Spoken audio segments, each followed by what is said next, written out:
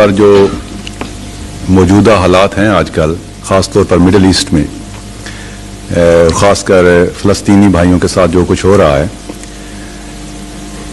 یہ آپ کی نظر میں ایک خدائی عذاب ہے یا ایک دنیاوی گندی سیاست کا نتیجہ ہے؟ آپ کا اس کے متعلق آپ کی نظریات کیا ہیں؟ خدائی عذاب کیا ہوتا ہے، یہ اگر سمجھ جائیں تو یہ سوال خود بخود کھول جاتا ہے۔ خدائی عذاب سے مراد یہ ضروری نہیں ہوتا کہ اللہ تعالیٰ زبردستی کسی کو جہنم میں جھونکے، بلکہ جو لوگ عرفان رکھتے ہیں قرآن کریم کا، ان کو پتہ ہے کہ ہر عذاب انسان کا اپنا پیدا کردہ ہوتا ہے۔ جہنم بھی انسان کی اپنے پیدا کردہ ہوگی۔ اللہ تعالیٰ بار بار قرآن کریم میں فرما چکا ہے کہ میں ظالم نہیں ہوں، جو کچھ تم سزا پاؤ گے تمہارے اپنے کی ہوئی سزا ہوگی، اپنی بنائی ہوئی جہنم ہے۔ تو اس بنیادی فلسفے کی روشنی میں ہر عذاب کا مسئلہ حل ہو جاتا ہے۔ عذاب ہے یا غیر عذاب، جو بھی انسان مصیبت میں پڑتا ہے، اپنے آپ کو ایک جہنم میں جھونکتا ہے، اپنے کیے کا پھل پا رہا ہے۔ ابتلا کا جو مضمون ہے وہ انبیاء کے ساتھ تعلق رکھتا ہے، وہ بالکل اور مضمون ہے، وہ عذاب نہیں ہے۔ ابتلا کے متعلق قرآن فرماتا ہے کہ خدا کی طرف سے آزمائش پڑا کرتی ہے، اس میں سچے پورے اترتے ہیں اور جھوٹے پیچھے رہ جاتے ہیں، اس کو ان حالات کے ساتھ آپ مشتبہ نہ کریں، وہ بالکل اور مضمون ہے۔ بات یہ ہے کہ جب بھی خدا تعالیٰ کی طرف سے واضح تعلیم آ جائے اور اس تعلیم کو عمل میں ڈھال کر خدا کا ایک بندہ سنت میں تبدیل کر دے، یعنی صرف تعلیم نہ رہے، عمل کا بھی ایک کوڈ تیار ہو جائے، عملی زندگی کا سنت بن جائے، پھر اس پر نصیحتیں، تفصیل، حکمت بیان ہو جائے، جو بھی ان فیصلوں سے پیچھے ہٹے گا، جو بھی ان پر عمل چھوڑے گا، اس کو لازماً سزا ملے گی، اور جس حد تک کوئی ان سے روگردانی کرے گا اس حد تک وہ خود بخود اپنے لیے وہ سزا تجویز کر رہا ہوگا، بنا رہا ہوگا۔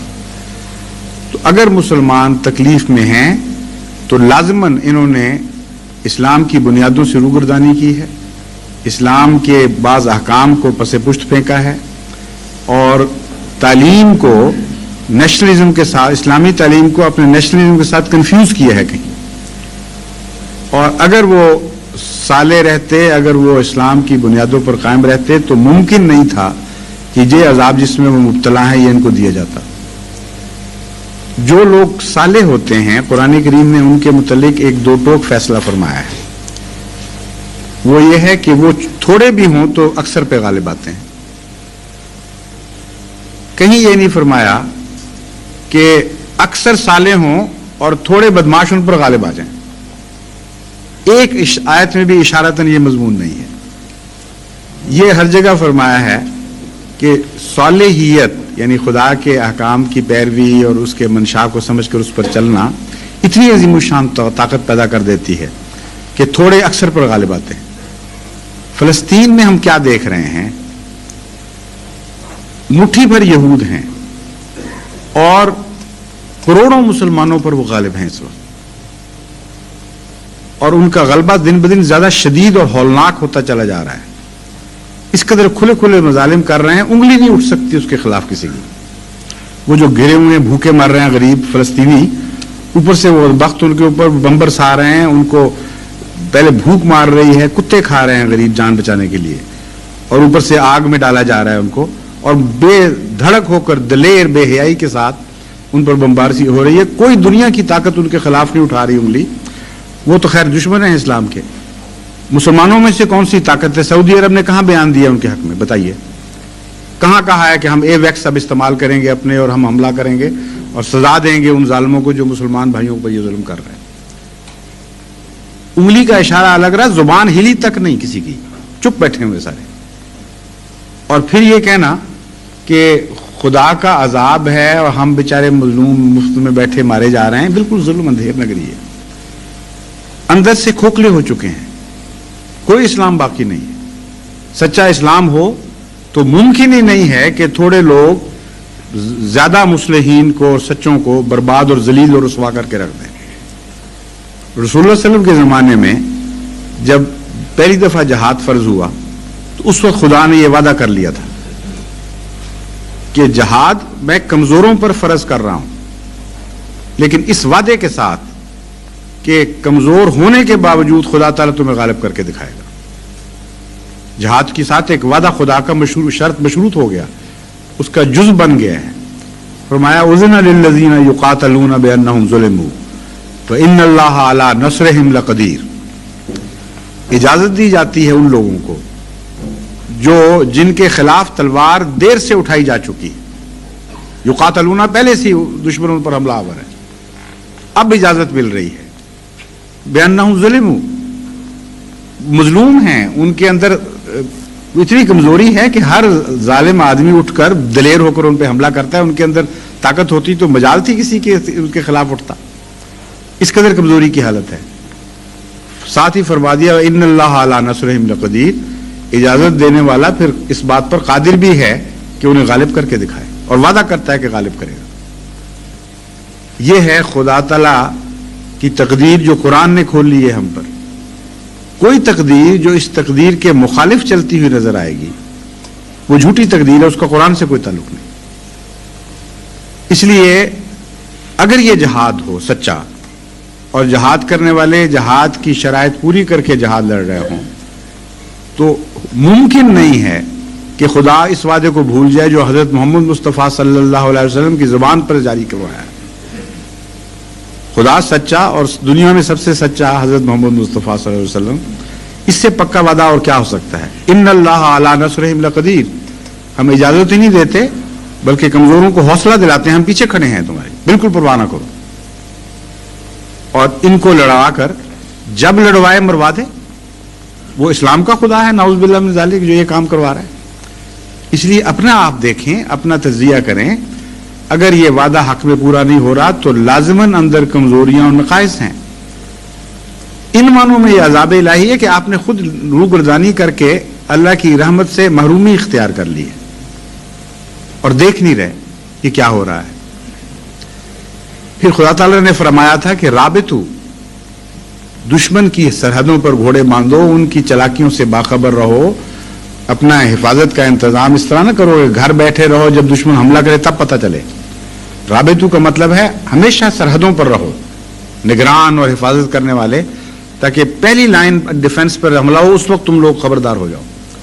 یہاں یہ حال ہے کہ مکے اور مدینے میں دشمن گھس گیا ہے، ابھی تک عالم اسلام کو خبر ہی نہیں کہ کیا ہو رہا ہے ہمارے ساتھ۔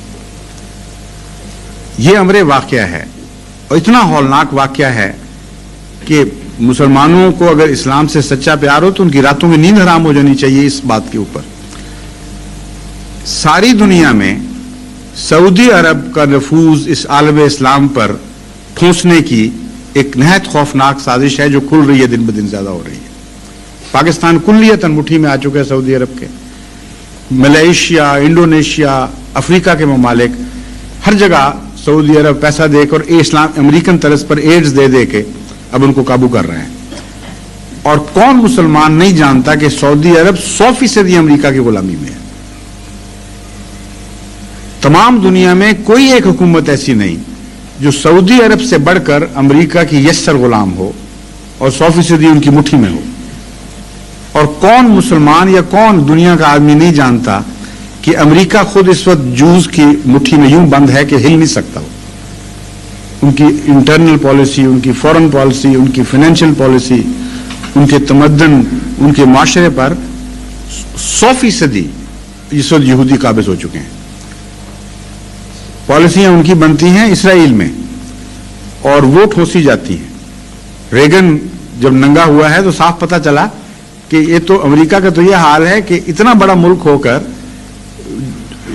ایل سلواڈور وغیرہ ان ممالک میں سازشیں کرنے کے لیے یہود کے تابع بنا ہوا، ان کی مدد سے کام کرتا ہے۔ اب بتائیں اس سے زیادہ خوفناک سازش کیا ہو سکتی ہے کہ مکے اور مدینے کو عالم اسلام پر یہودیت نافذ کرنے کے لیے استعمال کیا جائے۔ آواز مکے اور مدینے سے پھوٹے گی، سارے مسلمان سمجھیں گے کہ یہ ہمارے آقا کی بستی کی آواز ہے، ہم اس کے غلام 100% سمعنا وأطعنا، ہم نے سنا اور ہم نے قبول کیا، یہی آواز ہوگی جن کو عشق ہے۔ اور یہ نہیں پتا ہوگا کہ یہ آواز چلی مکے اور مدینے سے نہیں ہے، بلکہ امریکہ سے ایک باز گشت ہے آواز کی، جس کا آغاز ہوا تھا اسرائیل میں۔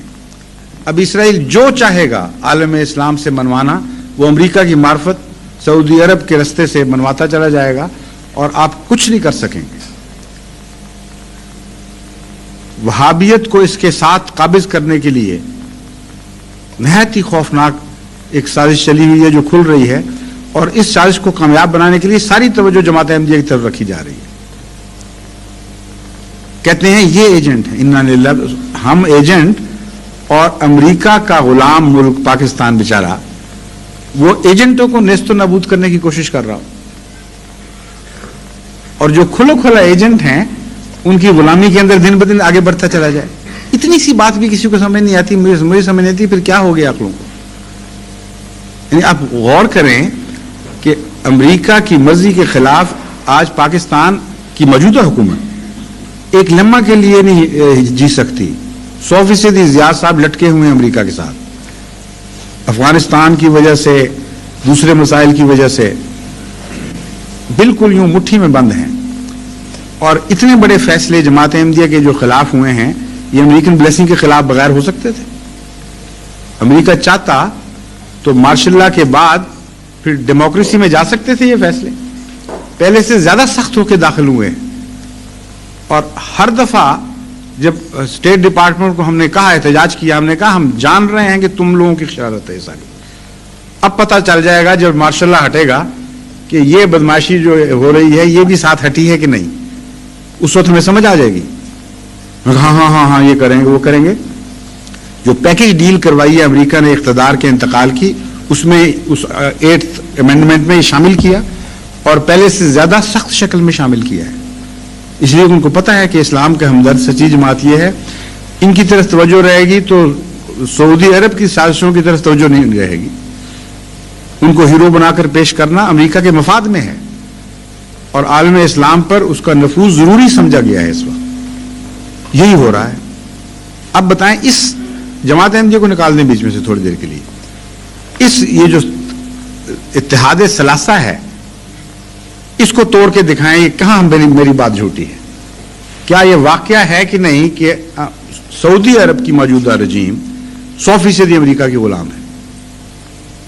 اور کیا یہ واقعہ ہے کہ نہیں کہ امریکہ 100% یہود کا غلام ہے؟ ان دعووں کو توڑیں تو میری بات ٹوٹے گی، ورنہ نہیں ٹوٹتی۔ اس لیے ایسی رجیم کا عالم اسلام پر قبضہ جو یہود کے پنجوں میں جکڑی ہوئی ہو، اس سے غافل ہونا اور پھر اسلام کی محبت کا دعویٰ کرنا، یہ مجھے سمجھ نہیں آتی ہے کیسی بات ہے۔ یہ رابطوں کے خلاف ہے، اسی لیے عذاب جس کو کہتے ہیں یہی ہوتا ہے، اپنے ہاتھ کا بنایا ہوا۔ عالم اسلام نے سوچا ہی نہیں کبھی کہ ہم دیکھیں دشمن ہمارے خلاف کیا سازش کر رہا ہوگا، کیا کیا اقدام کر رہا ہوگا۔ انٹیلیجنس ان کی ہمارے اندر گھسی ہوتی ہے، ہم اپنی کوشش نہیں کرتے کہ ان کے اندر آدمی بھیجیں، وہاں سے پتہ کریں کہ کیا سازشیں ہو رہی ہیں۔ نتیجہ نکلا ہے کہ گھروں کے اندر داخل ہوا، روحانی گھروں میں داخل ہو گیا دشمن، اور ابھی تک بحث ہیں۔ جس طرح ایڈ کا وائرس ڈیفنس سسٹم کے اندر ڈوب جاتا ہے، نعوذ باللہ من ذالک، خدا کرے ایسا واقعہ نہ ہو، لیکن قریب قریب ایسا پہنچ گیا ہے۔ لائف فورسز جو دل کا مقام رکھتی ہیں، جو بنیادیں رکھتی ہیں زندگی کی حفاظت کی، ان کے قریب تک تو دشمن پہنچ گیا۔ تو یہ جو شکل ہے اس کو اب الہی عذاب کے نام پر پیش کریں تو مجھے اس لیے یہ پسند نہیں کہ پھر بھی امت محمد مصطفیٰ صلی اللہ علیہ وسلم کی امت ہے، اسی امت کی زندگی سے ساری دنیا کی زندگی وابستہ ہے، اس لیے میں یہ پسند نہیں کرتا کہ یہ لفظ بولوں۔ اس لیے میں یہ کہتا ہوں کہ اپنی شامت اعمال کا عذاب ہے، جس کو قانون قدرت پھر جاری کرتی ہے اور اس میں رحم نہیں کیا کرتی۔